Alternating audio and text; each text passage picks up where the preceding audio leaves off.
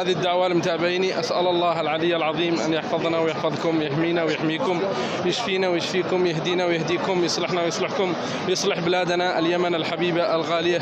أسأل الله العلي العظيم أن يصلح بلادنا وسائر بلاد المسلمين إن شاء الله بإذن الله، وأن يوفقكم لزيارة بيت الله، وأن يوفقكم إن شاء الله بإذن الله جميعا لزيارة بيت الله الحرام والعمرة والحج إن شاء الله بإذن الله. أسأل الله العلي العظيم أن يهدينا ويهديكم. أسأل الله العلي العظيم أن يرزقنا ويرزقكم من حيث لا ندري ولا نحتسب إن شاء الله بإذن الله الواحد الأحد. اللهم إنا نسألك الجنة وكل ما قرب إليها من قول وعمل، ونعوذ بك من النار وكل ما قرب إليها من قول وعمل.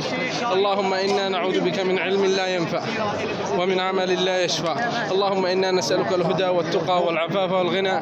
ربنا لا تزغ قلوبنا بعد إذ هديتنا وهب لنا من لدنك رحمة إنك أنت الوهاب.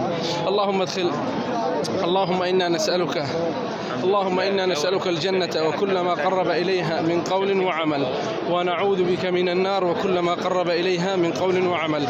اللهم اقسم لنا من خشيتك ما تحول به بيننا وبين معصيتك، ومن طاعتك ما تبلغنا به جنتك، ومن اليقين ما تهون به علينا مصائب